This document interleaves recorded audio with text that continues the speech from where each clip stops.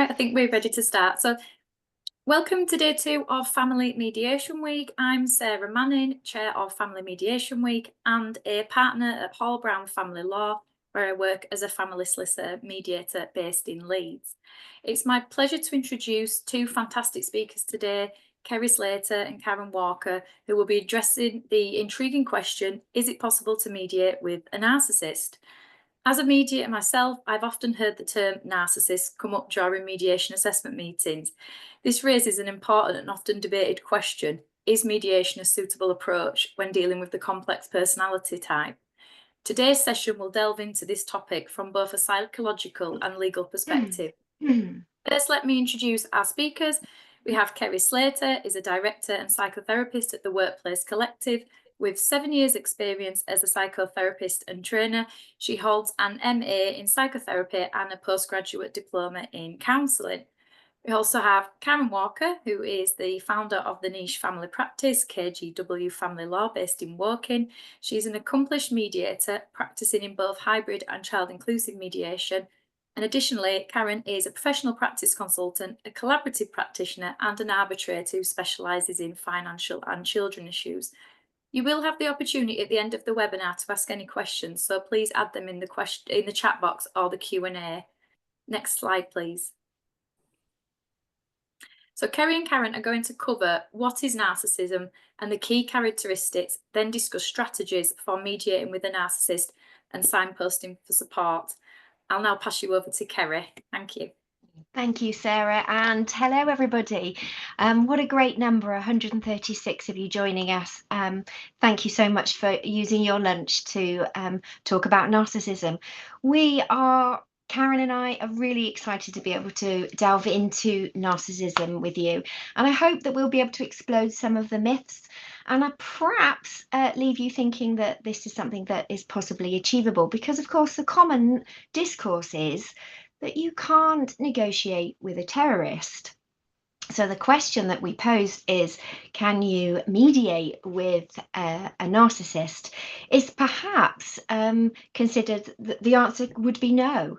But in actual fact, I'm hoping that as we go through the presentation, you'll come to a point of seeing that actually it is possible with skillful action and insight into some of the ways in which they behave, that actually mediation is possible. And Karen's going to talk you through some of the strategies for that. So we're going to talk about narcissism. I guess answers on a postcard for who is depicted in the picture that you see there. Of course, this is this is Narcissus, and I'm never going to say it right, Narcissus. This comes from Greek mythology, of course, the historical roots of the word narcissism. And he was spurned by the nymph Echo, and she punished him by causing him to fall in love with his own image, the unobtainable, his own reflection. And in the picture and in the Greek mythology, we see the two themes emerging. One, this self-obsession and the self-love, and two, disdain. And for others, my interest in narcissism started in my master's research many years ago, and I was looking at self-esteem presentations, a sense of low self-worth, and to that end we understand narcissism as the projection outwards of a low self-esteem, as opposed to the projection inwards of I'm rubbish. And in narcissism, we see individuals with low self-worth and low self-esteem projecting outwards. And so actually, to that end, we really must sit with compassion when we talk about narcissistic individuals, because they also have huge amounts of vulnerability. And because the iceberg can look pretty difficult on the kind of top, we know that underneath, the iceberg is much bigger, and it's very complex and difficult and challenging to both live with and be a narcissist. So this word, you'll know, is bandied around all over social media in the last couple of years. It was described last year in literature as the new black. Everyone's talking about narcissism. Everyone's calling each other narcissists. And actually, it's a very complex psychological phenomenon that kind of extends far beyond our kind of basic misconceptions. and the use of our word. So I'm hoping that we will urge some caution into how we use the word narcissism as we go through this presentation. And of course, as people that perhaps are entering into a divorce proceedings, or if you're here as a solicitor or mediator, it is vital that you upskill so that you can understand what the games are afoot in these meeting rooms and in your dialogue and exchanges. So I'm hoping that you'll have a little bit better understanding as we go along. So perhaps you could change the slide for me, James, if that's okay. So defining narcissism as a self-esteem disorder. I think it's helpful for you to understand that narcissism is a presentation that sits very definitely on a spectrum or a continuum. And the key word here is that it is a personality disorder that is antagonistic. And it's very likely that that antagonism could sit anywhere from the very far end of narcissistic personality disorder as a diagnostic term, the far end you'll see, and all the way up to the other end, at the mild end, an antagonism, a word that we probably don't use that much anymore. But let's think about the far end. Those that have a narcissistic personality disorder diagnosis, and we'll come on to the DSM-5 in a second, but think Machiavellian. Think the dark triad of psychopathology. We talk about sociopaths. Think sort of serial killer end. At the very far end of the narcissistic personality disorder, we see persistent grandiosity. We see an absolute empathic deficit, and we see systematic manipulation patterns. So at the very, very far end, for somebody to get a diagnosis of personality disorder, narcissism, they would have to have very, very significant patterns of these symptoms, more of which to come. At the very far end, the mild end, think charming 3-year-old, actually not psychologically helpful, in fact, harmful. In fact, some of the psychologists say that all of us have some narcissistic traits. In fact, think of your normal 3-year-old.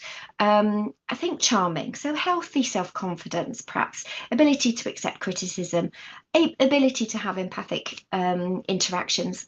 And at the very far end, they're pretty harmless. And then you have everyone in between.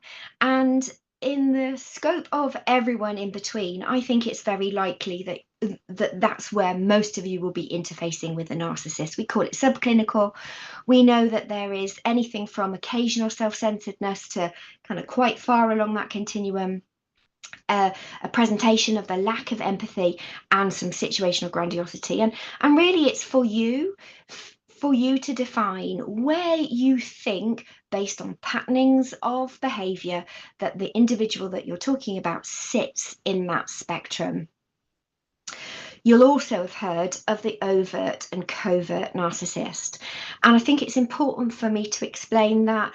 Obviously, the overt are the grandiose. Think American president. God, should I have said that? Perhaps he's listening.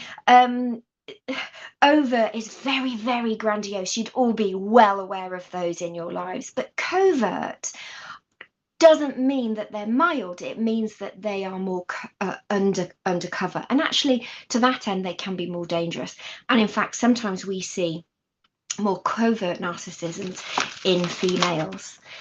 James, could you move the slide on for me? So I just want to talk to you about the DSM-5, our diagnostic criteria. This is the criteria for psychologists, for individuals to meet the criteria for a diagnosis of narcissistic personality disorder. They need these 4 quadrants to be met, and they are impairments in personality functioning.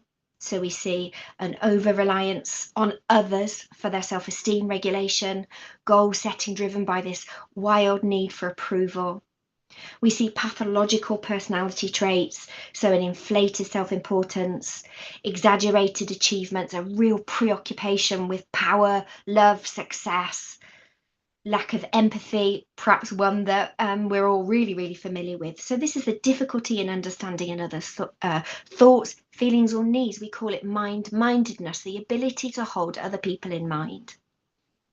And really, where the rubber hits the road, the interpersonal challenges. And I think obviously that's why we're all here today, because when these characteristics are very activated, we know that we'll see a narcissist putting themselves above others, discarding, and we'll come on to talk about the discard cycle in a bit, but we see this challenge in their interpersonal relationships, and usually across the board.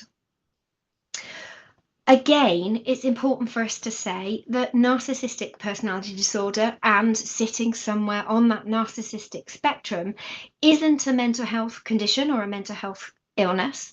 It can't be treated by pharmaceuticals. It is a personality profile, and it usually is developed very, very early in a child development. And oftentimes there is very unconscious behavior and programming. So 9 times out of 10, a narcissist wouldn't necessarily know that they were a narcissist, because this is patterning and behavior that is just part of their way of being. There's lots and lots of talk in psychology about why it starts, and I don't have the time to go through that with you, but we know that it emerges from developmental trauma. We know that it can come from attachment disruptions, and actually we know that it can come from extreme parental over-evaluation, or the other end, severe neglect. And I think it's important to, like other neurodiversities, recognise that it can co-concur with ADHD and sometimes look a bit similar. And we understand that there can be some neurological and genetic dispositions for it. So if it's running in the family, perhaps. Very, very complex. And of course, why it's complex is because it's incredibly difficult to diagnose, because in most cases, diagnosis relies on self-report, and you won't get a narcissist self-reporting that they have these impairments. James, would it be possible for you to move on to the next stage? And I want to talk about the prevalence. As such, we know that the statistics are actually incredibly low, 0.5 to 5% of adults in the United States, and that's the only place we can get the data from. Academics estimate that it's much higher than that, 15 to 18%, in fact. And we tend to see that it really only becomes identified when the impairments begin. So when, there's trouble at the mill, when the wheels come off, when at work there starts to be interpersonal interfaces that go wrong, or at home and in your interpersonal relationships. So we do think that the statistics are much, much higher. And of course, we know that the self-report doesn't work, and lots and lots of psychologists are not trained to be able to identify narcissism.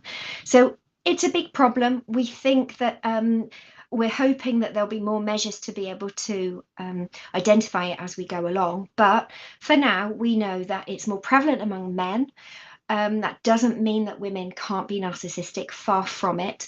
And for obvious reasons, it's more prevalent among major urban areas. In actual fact, we know that it usually the onset starts, or the wheels come off, usually in the late 20s to early 30s. There is some thought that a narcissistic personality disorder and the narcissistic behavior is growing, and that's because of this sense of entitlement that we'll all be aware of in our common discourse is growing, and with that entitlement becomes a kind of self-importance.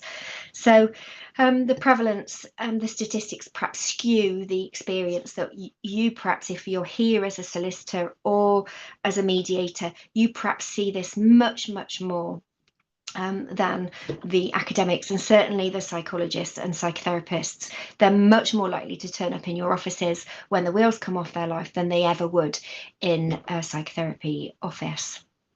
James, would you move on to the next screen for me, please? Because I want to talk through, and I'm being really, really brief and painfully brief, but hopefully this just give you some insight into what to look out for, or how would we define and describe what narcissism looks like for individuals. And I'm using the 7 deadly sins of narcissism from Sandy Hopkins' book, because actually I think that those points that she made are kind of cover the most of them. So I'm going to talk them through really, really quickly for you to get some insight. So the first is shamelessness. Shame is an evolutionary effect to make us behave appropriately in tribes. It's thought to be very, very useful to us, Homo sapiens. But those individuals experiencing narcissistic personality disorder completely bypass shame. And that means that they can do, behave, and say things without any awareness of how they are coming across and how shameless they appear. So sometimes you think that they seem aloof, they seem thick-skinned. They can do things that would be shocking to some of us. There was an example in one of the books about how a man would take his wife and his mistress to the same hotel and have them on the same floor and feel absolutely nothing, not feel bad, not feel consciousness of remorse. It is absolutely shameless. And in amongst that, we also understand that they can lie. And part of them not having a conscience means that they can be pathological liars, in fact. And that can be very, very difficult to be on the other end of. I'm going to throw this in under shamelessness, but this is the other point about blame projections. And this is something that you perhaps will experience.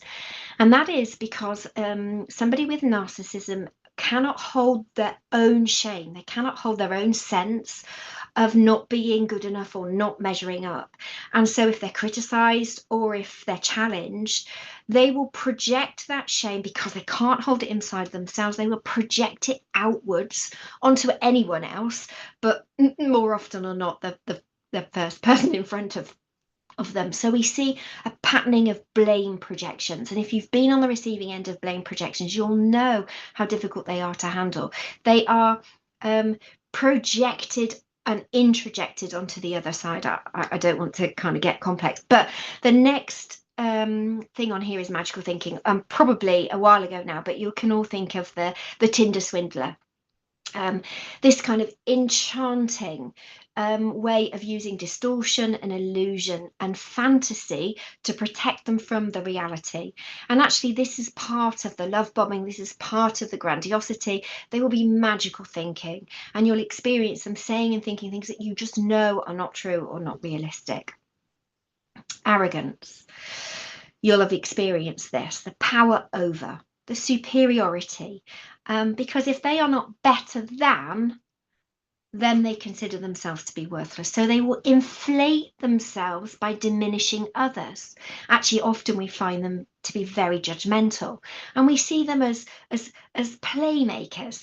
I actually read about a therapist, and the court had ordered the couple to go to therapy, and the therapist saw that the male participant was urinating in her bush outside her therapy room on the way in. He'd arrive late and he would urinate. And there was a sense in which he was doing that because he was powerful and arrogant and he just could. And in some way, he was asserting himself to be more powerful because he could be dominant. So we know that narcissists will look for a supply. They need the psychological stroking, we call it. So they'll look for admiration. They will look for competition. They will look for successes and wins. We will know it when we see it. Let me talk about envy for a minute, because narcissists, despite the fact that they would never in a million years want you to pinpoint that they might be envious, that would be adamantly denied and crushing, they are in fact preoccupied with comparison. They have to be one up. And if they can't be one up, they will be one down. They will one down you. They will soil you with a laundry list of flaws, so that by comparison, they are superior. And that's something that we must see over and over again. Let me touch on entitlement, the next point on there. I said that they're not mind-minded. This is the theory of mind, this idea that they cannot hold in mind another person's thoughts, feelings, or needs. And as a consequence of that, mutuality, reciprocity are like foreign concepts. It's almost that they cannot hold in mind what you might need, which turns up as entitlement, the sense in which it's all about them. And everything is all about them always. And of course, it would be an injury to them if you were to diminish that. As a consequence of zero empathy, we often, or limited empathy, we see exploitation very commonly. So if you can't grasp how another person feels, you have a propensity towards deceit and distortions of reality. Actually, with an underdeveloped sense of conscience, it can make you very exploitative. And actually, we can see that showing up in all manner of platforms, taking an advantage of other people around you. And finally, the bad boundaries. We understand this as part of the developmental theory of narcissism, the no boundary between narcissist and perhaps a mother. And so to that end, we see that they're kind of fused together. And so there's no boundary between self and others. So they can take advantage of you because you are them and they are you. There's no way in which that you would not do their bidding, because you are in fact one. We call it the fusion delusion. So they will read your diary, they will borrow your things, they will eavesdrop, they will make inappropriate comments or behavior because their boundaries are not policed. They feel that entitlement and that sense in which they're kind of superior and over everything. The 7 deadly sins of narcissism are pretty tricky to live with, pretty tricky to negotiate with, pretty tricky to communicate with. Let me, James, if you would mind turning into the next page. I just want to touch very quickly on some patterns that we see. And again, I really want you to understand this idea of patternings, because all of these characteristics we could perhaps all have in different measures. But when you start to see them hang together, and when you start to see patterns, that's when you can start to think perhaps there's an antagonistic profile, a narcissistic profile. You'll all be familiar with the term love bomb, I'm sure. Very, very grandiose, magical stuff. We're talking big romantic gestures and very quick, rapid emotional intensity. And then we see this moving into the devalue phase, sometimes weeks, sometimes months, sometimes years. We see dismissing, minimizing, and manipulating. And then we see this breadcrumbing, this idea of giving you very, very little in order to hook you in. And that's where we begin to see the development of this trauma bonding, this codependency. I'll talk a bit more about that. And then, and the individual, the other side of the equation, I hesitate to say victim, but they all begin to have a diminished sense of self and actually psychologically become quite destabilized. We move on to the discard, and that's, as it says on the can, withdrawal, ghost, abrupt emotional withdrawal. And of course, that always pulls the other side of the equation back into the cycle. But if you challenge, if you criticize, if you make a scene, you will be attacked. And I don't necessarily mean that physically, but you certainly will be emotionally, psychologically, and verbally. And we can see narcissistic rage kick off there with threats to abandon, systematic character assassination. They will go from 0 to 100 in, really, really quickly. And then the cycle repeats. The charm comes back round. They will hoover, the phrase coined to describe this part of the pattern. They will hoover you to win you back round. James, would you move on to the next slide? Because I'm going to finish with this. So what is narcissistic abuse? I think it's worth just quickly going through this. We see coercive control, high control. We see power over in finances, relationally, professionally, power over technology and access to. We do see, as I said, psychological, emotional, physical, and verbal abuse, and in some cases, sexual abuse too. Turns out where there's no ability for you to communicate, reciprocate, empathize. You'll know this denial, this gaslighting roller coaster. And the fear threat cycle. So oftentimes people that have experienced narcissistic abuse are terrified, absolutely terrified, and have high levels of hypervigilance. And the double mind, the trauma bonded codependent, much to say about that, and not enough time to, but just to know that if you are scratching your head and not sure what to do and not sure of your own mind and really terrified, it's likely that you've experienced the double mind that we understand as part of a trauma presentation. And of course, you'll know this blame and shame projection, this changes in our sense of self-worth and our worthlessness. The consequences are very tricky of being in a narcissistic relationship. But often and sometimes we describe the other side of the equation. Again, I hesitate to use the word victim as a bit of an enigma, because sometimes they welcome having been overtaken, and they can be quite tricky to support too. And you might find them to be passive, low in their self-definition, and really, really compliant. So what are we left with? I want to play you a little video that I lifted off TikTok, of all places. It's Jimmy Knowles. He's a great guy, and I think he'll kind of pull together some of the themes that I have talked you through now. But in the light of all these characteristics, how do we navigate through what can be, for both parties, an extremely difficult period in their life of intense stress and pressure? And Karen, I think you're going to pick up after me, but let's, James, if it's okay to turn to the next slide, let's pick up with this video. I'll be quiet.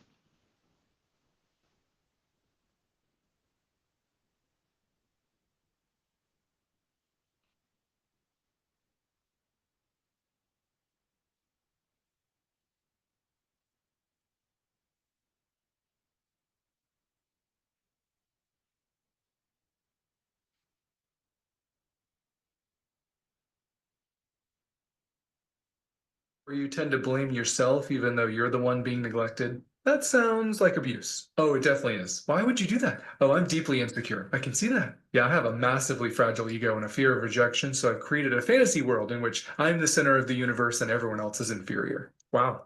Yeah. Well, thank you for telling me all this up front before we formed a complicated trauma bond that would have caused me years of misery. Yeah, well, I just want people to know what they're getting into. I mean, you by chance don't struggle with a lack of boundaries and self-esteem issues, do you? I do, actually. Dang it. We probably would have made a great pair. Yeah, I bet. A good thing you showed me these red flags up front so I could protect myself. Well, if there's one thing I am, it's honest and transparent in the beginning.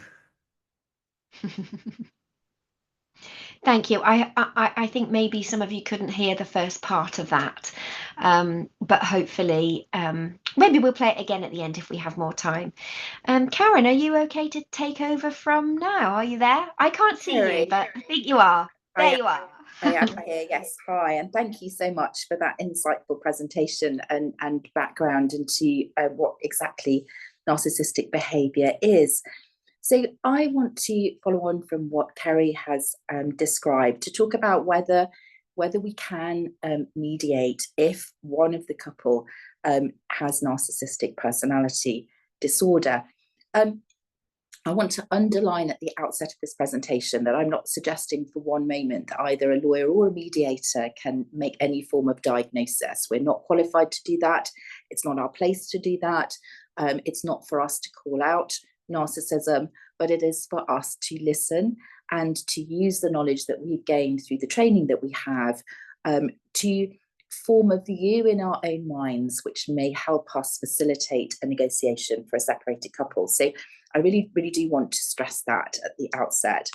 I also want to underline the fact that it's very important, whether you're the solicitor or the mediator, to ask quite far-reaching questions when you first meet with a new client, because you're trying to ascertain as much information as you can about their background, about their childhood, about their period of time growing up, about their experiences, about their worldview, if you like. How do they see what's going on in their life?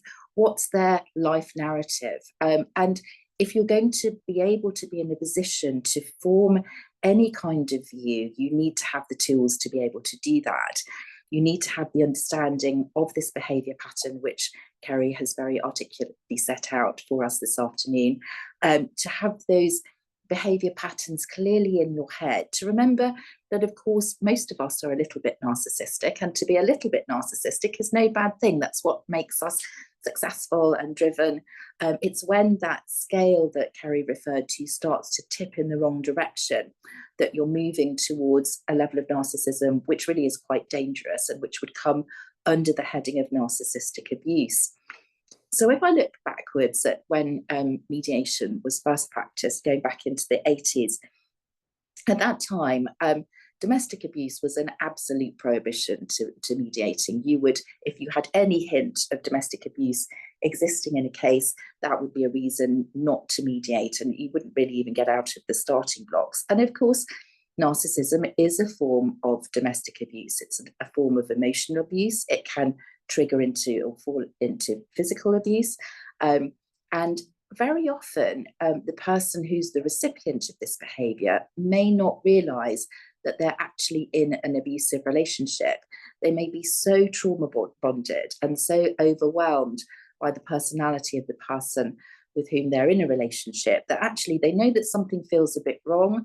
They know that something makes them feel very uncomfortable. They feel that they're walking on eggshells all of the time, but they may not fully appreciate that the relationship in which they find themselves comes under the heading of abuse. So going back to my point about why it's so important to ask questions, you may find that you're faced with a couple, both of whom are telling you that there are some behavioural issues on the other side of the equation. And I'm going to come into that in a bit more detail shortly. Safeguarding is, of course, our absolute priority. And as a mediator, we are undertaking safeguarding checks, not just at the outset of the case, but repeatedly. We're reinforcing those checks, and we're always evaluating whether this is a situation where we can work with a couple, or whether it's become to a point that actually it's not the right way to go. And not every case can mediate.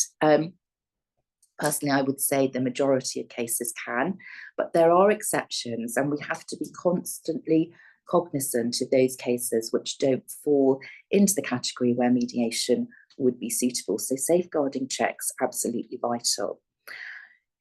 What I would call the classic mediation model, so the mediator working with the couple in the same room. If you think, as the mediator, that one of this couple might be narcissistic, then I would say absolutely not. That dynamic is not going to work. You're going to establish a situation where the narcissist will want to take control. You're setting up, we've all heard of the Carpal's triangle, you're setting up that triangle of having a victim, a protector, and a protagonist. And the narcissist is going to spin that triangle to their own objective and manipulation.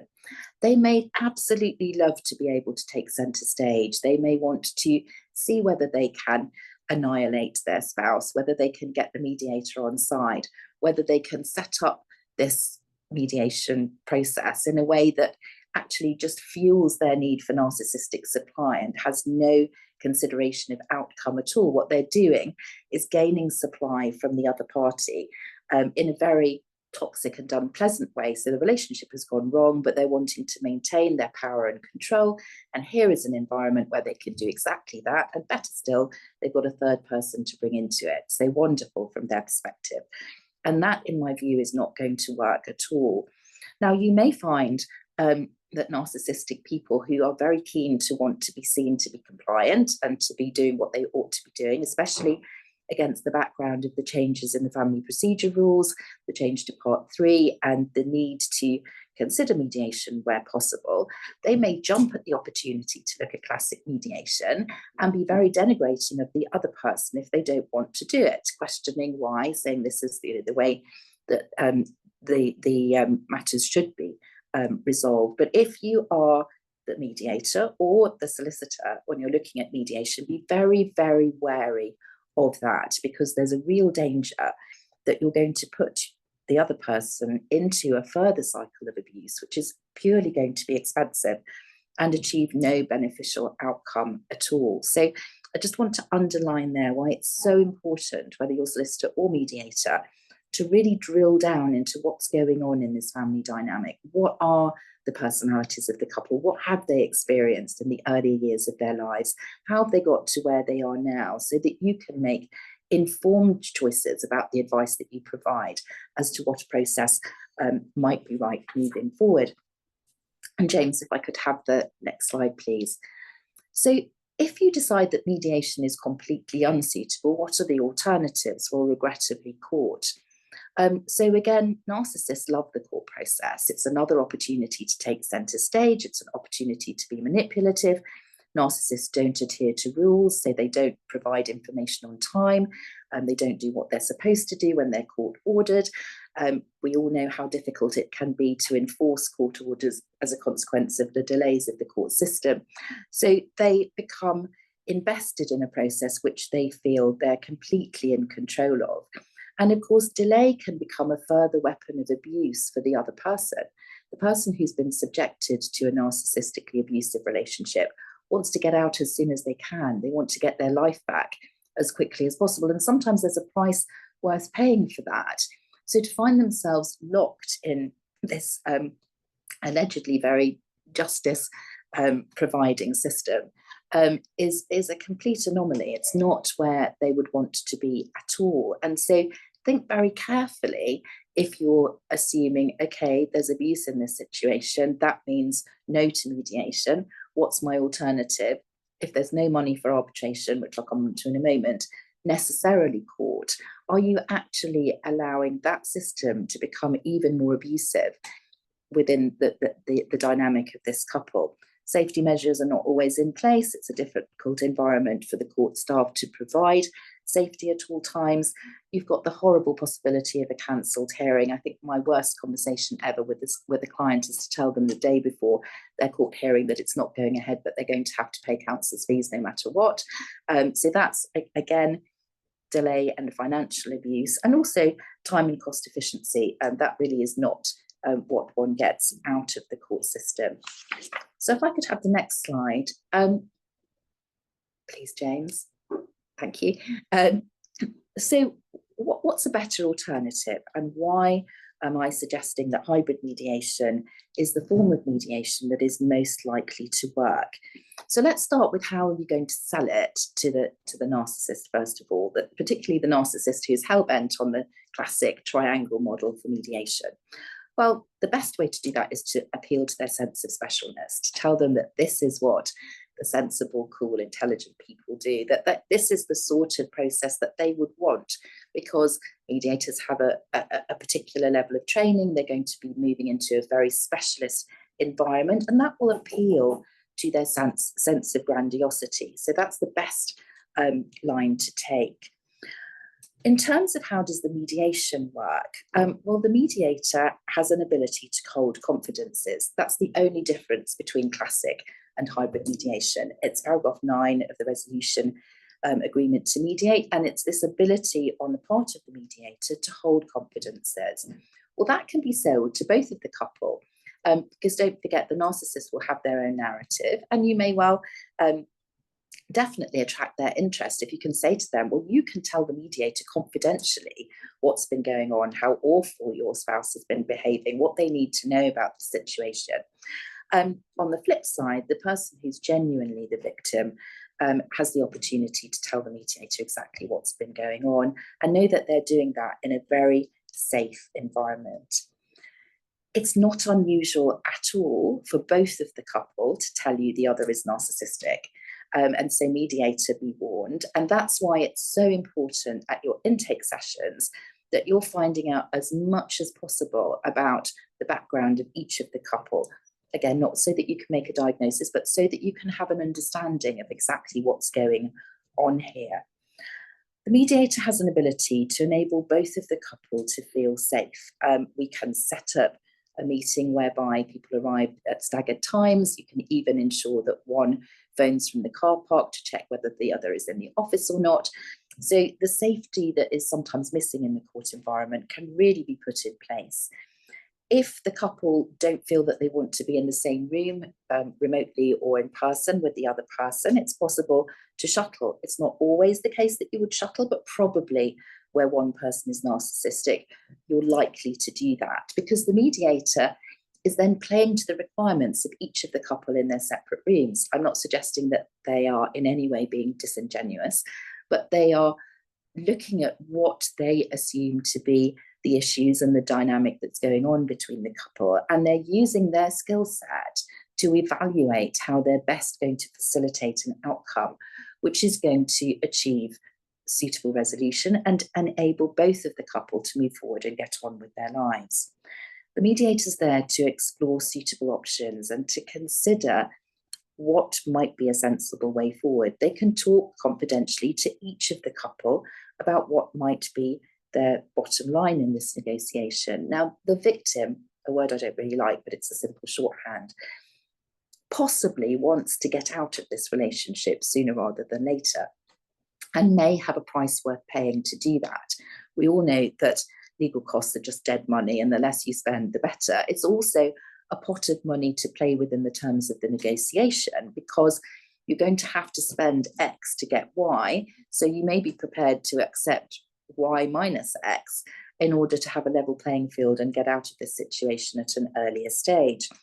Set that against the narcissist's need to win, and you can set up as the mediator a negotiation strategy which allows the narcissist to think that they have won, and the non-narcissist within the couple to get their life back more quickly and to be prepared to give something to achieve that, because life is about balance. So the skilled mediator is in a position to assess what they think is going on personality-wise with the couple and tailor their skill set, looking at options and looking at strategies to progress this in a way that is going to work. The ability to keep the couple in separate rooms and have separate discussions, thereby playing to the needs of each of the couple in the most appropriate way, is going to enable them to encourage and nudge and direct them towards an outcome which they both feel that they can live with. And also they then emerge from the process both feeling like they've won. The non-narcissist understands the strategy that's been employed to get them out of this relationship more quickly.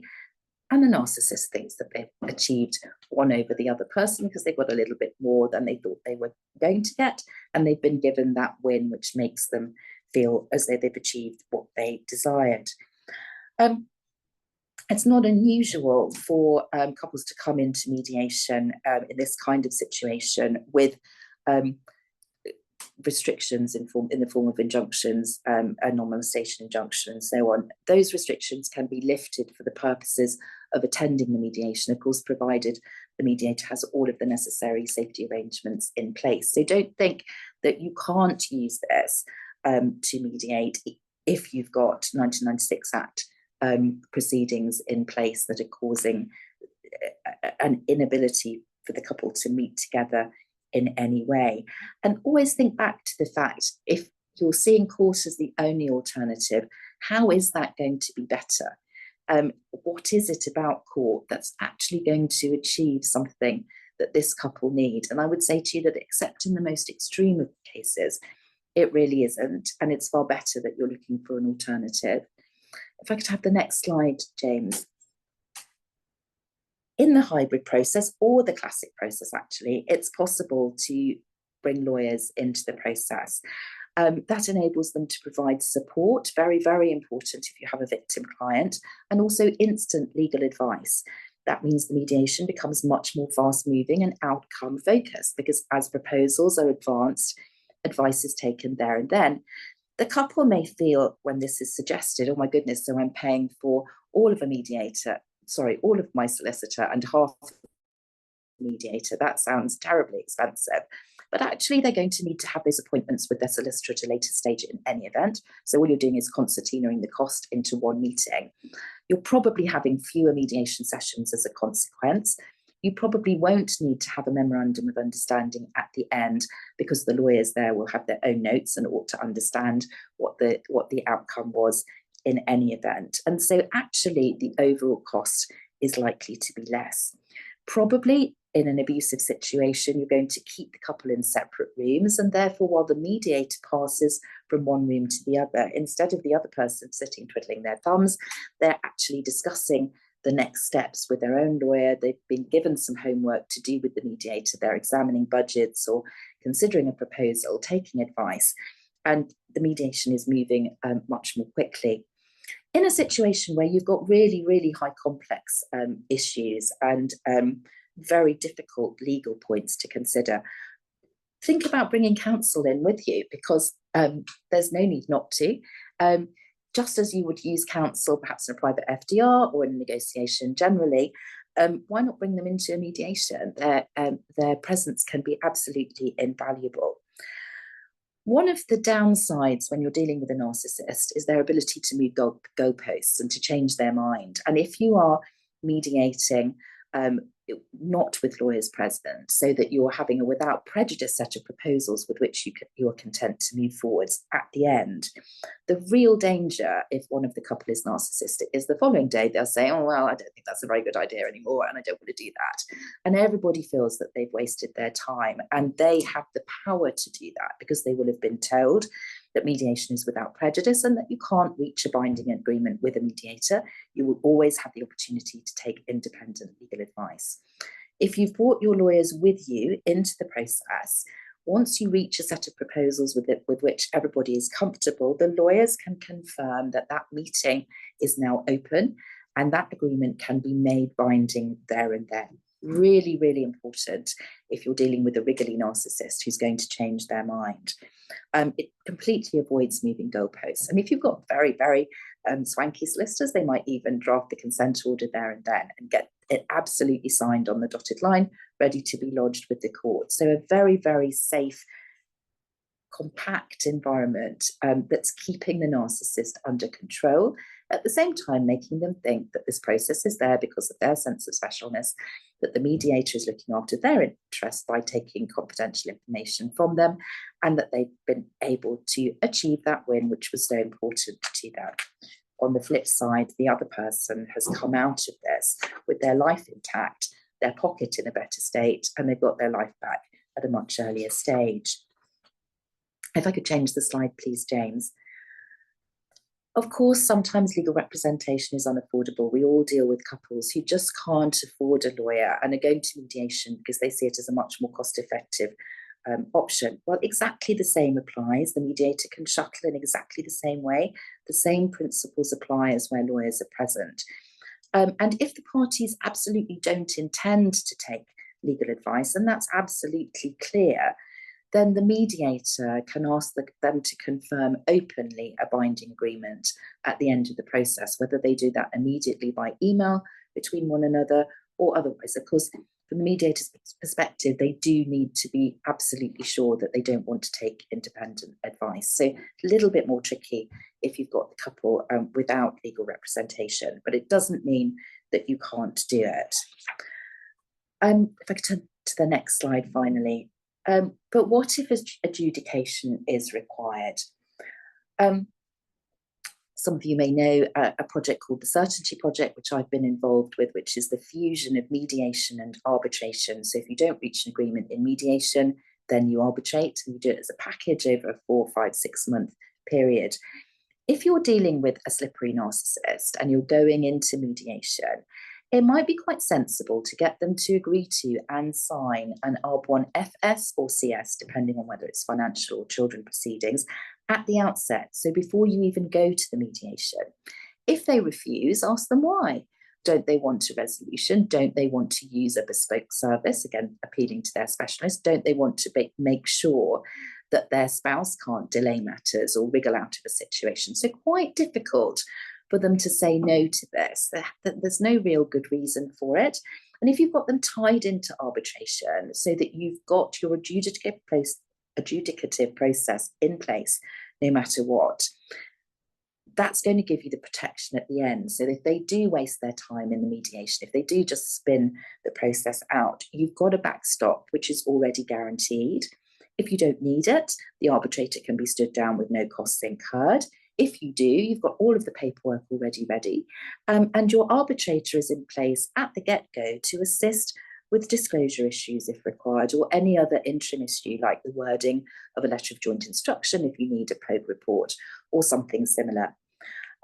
If adjudication is required, then the matter can proceed seamlessly into arbitration, ensuring that it is time and cost efficient, and very, very importantly, making sure that the victim of narcissistic abuse has got a guaranteed point of finality and isn't drifting into the court process, which I used to say to clients, maybe 18 months. I'm now starting to think it could be 2 years.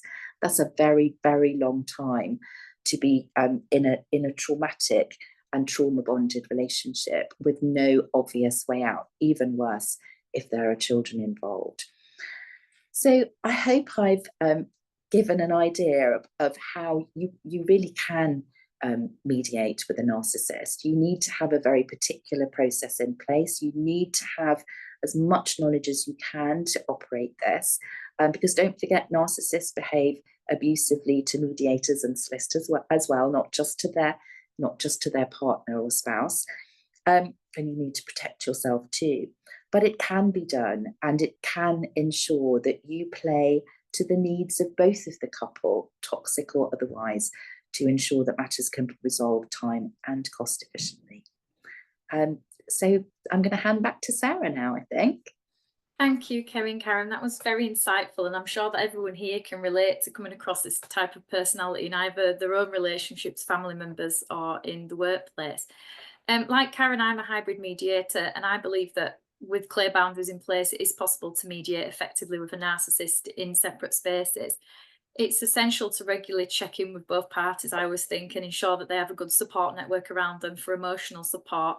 That said, there are times when mediation is not appropriate, and I remain vigilant for red flags, such as when one party is deliberately using the mediation process to delay matters or maintain control. During assessment meetings, if someone suspects that their ex-partner may be a narcissist, or I pick up the red flags, I often recommend Karen's book that she's written called Divorcing a Narcissist, The Lure, the Loss, the Law, which she co-authored with Dr. Supriya McKenna.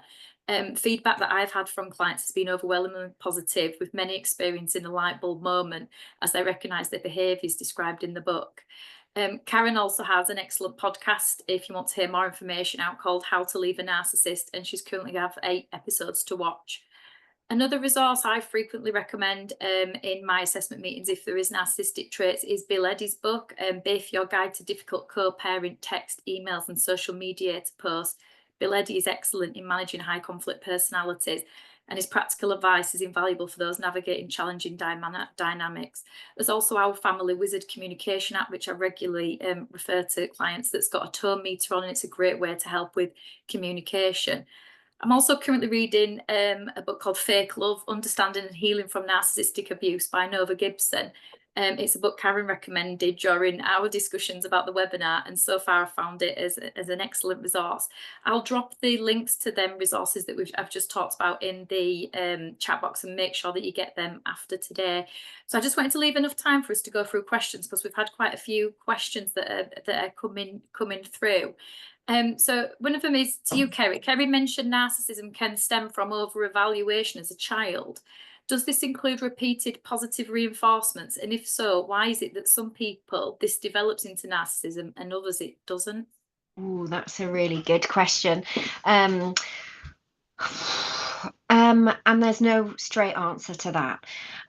Of course, we have to look at the entire context of the family of origin, and also predisposition towards perhaps even a genetic disposition. So it's a good question, and we're in a climate now of positivist parenting and gentle parenting, I think, is one of the other words that we use. And so the idea of the inflation, the idea of the growth of it coming from an over-evaluation of the child, and that they grow a sense of entitlement and arrogance is definitely there in the academic literature, but it sits alongside lots of other theories as to how it develops. Hopefully that, I don't know if I answered the question in that there isn't an easy answer. No, and it is difficult. How long is the piece of string? Yeah. Another question was, do these traits cross with neurodiversity? Well, they can co-concur, yes. And sometimes people will say that they think that someone's narcissistic and actually they have an ADHD presentation. And again, it's super tricky, because lots of times it's like, unlike something like autism spectrum disorder or a neurodiversity, usually that's picked up in school, and oftentimes people are aware of their diagnosis, but in the case of narcissism, mostly they're not. And so yes, there are some co-concurring experiences. The impulsivity, for example, sometimes they're not being able to hold people in mind. There are it can be complex, and really the best advice I could give would be to seek GP support and or referrals into mental health services so that assessments could be underway. One question I was thinking is if, Karen, I don't know if you do the same, but sometimes you do your assessment meeting with husband and wife accuses husband of being a narcissist, and husband accuses wife to be a narcissist. And obviously we're not judge and jury or able to diagnose and deal with that. But do you often see that's the case as well? I think you do. And interestingly, it's only the mediator who sees both of the couple, particularly if you're going to shuttle, because probably the two lawyers don't meet the other person at all. It's very easy. Narcissists are very, very good at lying. It's very easy for them to cause their solicitor to believe that the other person is the narcissist. But it's much easier when you're the mediator to make a sort of assessment in your own mind as to who you think's telling the truth. And it does become quite obvious gradually through the process. Yeah, and that's what I like about the MIAMS, because you sit with someone for about an hour and a half, and you can be looking out for the certain things that each other have said and have that confidential session. And you might completely change your mind when you meet the other person, actually. Yeah. I should also add that 9 times out of 10, when people start talking about narcissism, there'll be people sat on this call now thinking, oh my God, am I a narcissist? Of course, if you can self-reflect, there's a good chance that you're not. But I dare say some of the participants today will be thinking, oh, maybe I am. I get asked that question. And also what you said, Kerry, about you project it onto somebody else. If that's what they're thinking, they try project that on the other person as well. So I'm always mindful of that when doing the assessments as well. Another question, how can we decide whether a mediator is skilled in dealing with narcissism? On the hybrid training course, Sarah, there's a whole section on personality disorders and high conflict. So anybody who is a hybrid mediator will have had that level of training. Yeah. And someone said, is there a list of those who can support and how we could contact them to get advice and or support? Again, it's difficult, isn't it? I think you've got to ask the mediator, don't you, when you're making inquiries, if that's something that they specialise in. That's probably the best. I think just as mediators need to ask questions of their clients, I think the public need to ask questions of a mediator in an initial call before they select somebody, because they need to know the background. Also, if one of the couple is narcissistic and the other person puts forward just one mediator, they're not going to go with it, and they're going to want to make a choice. So you might, if you're the non-narcissistic person, want to identify 2 or 3 mediators that you're happy to go with, and then let the narcissist choose. Yeah, and like I say, a lot of people on the profiles, if you look on people's websites, will say for hybrid mediators. And if you go on the Family Mediation Council website where you to search for a mediator, it's not something that's selected on there as a hybrid mediator, but you can always make inquiries when you email. Another question, can a lot of the advantages also not apply to shuttle mediation? Many families can't afford hybrid mediation. I think, yeah. I suppose I just want to underline that hybrid mediation, the only difference is the mediator's ability to hold confidences. It doesn't have to involve lawyers. And so you could shuttle hybrid mediate without lawyers in exactly the same way. And or if you're not a hybrid trained mediator and you want to do shuttle, then it works in exactly the same way, and all of the advantages can apply. Yeah, and I think I agree, and I think in that sense as well, if you try to mediate with a narcissist when you're doing a normal traditional of the 3 people together, you wouldn't get anywhere anyway. So it'd be more cost effective to do it shuttle and have that confidence, isn't it? Yeah. How do you handle a situation where trauma responses are triggered in a survivor by the process? So including providing information for MIAM, where there is ongoing coercive and controlling behaviour, and these trauma responses affect the client being able to represent themselves or process or make decisions? I think one of the most important things is for the parties to look after their own well-being. And I think if it's clear that there has been extensive ongoing coercive and controlling behaviour, it's so important that the person has therapeutic support. Sometimes it's a cost that people query or they think they don't need. But believe me, if you've been through a really difficult trauma bonded relationship, you need somebody to unpick that with you, and to look at what you've experienced and how you rebuild from that. So having some therapeutic support alongside, in my view, is absolutely vital.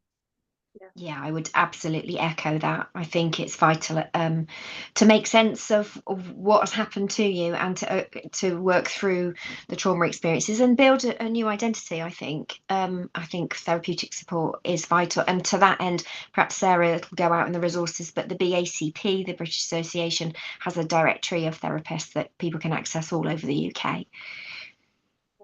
Another thing that someone's just said is, can you use a Mackenzie friend rather than solicitor in a shuttle mediation? I think that goes back to what we've just said, is that you could have other people in the shuttle as emotional support, and you can talk that through the mediator.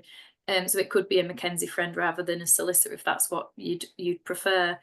Someone said, Karen, you mentioned a form that you could ask the narcissist to fill in. It says, my narcissist will not disclose secret debts which he stole my inheritance to pay off. He has also used my tax status without my knowledge. Well, I think in any mediation, you've got to have full and frank disclosure. Sometimes narcissists think that mediation is a soft option and that you can get away with not disclosing. Well, couldn't be more wrong. The role is for the mediator to help the couple see what is there and then how do you divide it. So I always get people to complete a Form E, and to the same level as they would have to in the court. And if they don't want to explain that the choice is they do it now voluntarily, or the other person will have to go to court and then it will be court ordered. So, better get on with it. Also, I think the couple have a better dialogue with the mediator, who can explain much more coherently why disclosure is so important, and how without proper disclosure the matter simply isn't going to resolve. Yeah, and I know we're running over time now, but we've got quite a lot of questions coming. One of them is, what is your view of online hybrid mediation? For me, it works the same as in person or online. And in some ways, if people are scared or worried about seeing the other person, doing it online, sat in the comfort of your own home, is so much easier. And I don't know about you, Karen, but sometimes it's easy when you're doing shuttle back and forth that you click a button and you go back between the two rooms and gathering your papers up and going. And that is helpful as well, in the sense that you don't have to worry about them crossing, when you go to the toilet or when you're leaving or anything. So a lot of the times their shuttle mediations are online. I don't know about you, Karen, but that I would agree completely. It means that you can keep your confidential notes out of sight with these, and I think people can feel a lot safer. Also, if they suddenly become a bit overwhelmed or upset, they can turn their screen off for a minute and not cry in front of somebody else. And I think it works very well. Yeah. What if a partner doesn't align to being a narcissist, and if the word abuse is used, the rage descends into the situation, putting the partner at risk? I think for me is that you don't say that it's abuse, do you? In a sense, I don't know, Kerry, if you've got any comments, but I wouldn't usually, if I thought there was abuse or someone narcissist, we wouldn't say it in the actual session. Yeah, I would definitely echo that, Sarah. I think the advice is not to use the term narcissism, not to use the language that I talked about, the love bombing, the breadcrumbing, the gaslighting. All of that are big triggers. And of course, if you think about it as a shame response, nobody wants to hear themselves being criticised or that there's something wrong with them, and that will definitely trigger the rage. So avoid it, learn it and know it and have the insight, but avoid using the language. And I think that's set out in even your book, isn't it, Karen, that we have to be clever about using the language so that we don't actually create even more confrontation. I think that's the beauty of shuttling between the couple, because the skilled mediator can doesn't have to mention abuse or narcissism or anything else with the narcissist, even though the other person may have confidentially told them that's what they think is going on.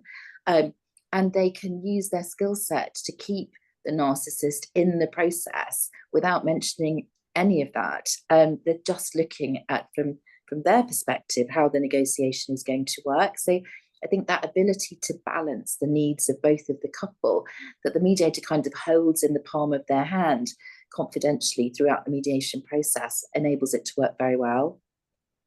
Thank you. So sorry we've not had a chance to answer all the questions. An email will come out to everybody who was in attendance with the resources that we discussed, and we'll also share that video because I think the sound went off a little bit at the beginning for you to be able to watch in your own time. So thank you. And if you do have any question, I'm happy for anybody to send that through to me if we've not had a chance to respond to it today. And thank you for coming. And please keep an eye out for other webinars that we have on the Family Mediation Council website for other webinars that are taking place for the rest of this week. Thank you.